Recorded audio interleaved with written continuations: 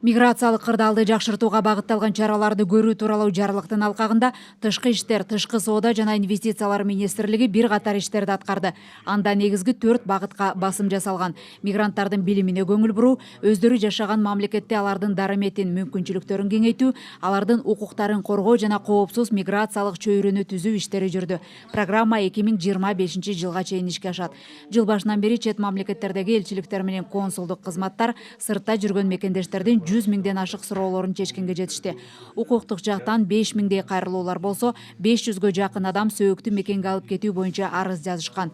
9 айда мигранттар менен 260 жолугушуу болуп, алардын бардык суроолоруна тиешелүү жооптор айтылып, көмөк көрсөтүлгөн.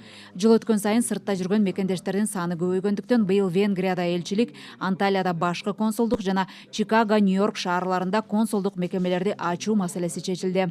Чет өлкөлөрдөгү мекемелерибизде документтерди тариздөө боюнча консулдук кызматтардын тарифин бир кыйла төмөндөткөн.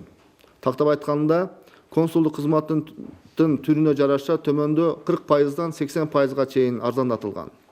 Паспортту тариздөө үчүн тариф $50 $30 түштү.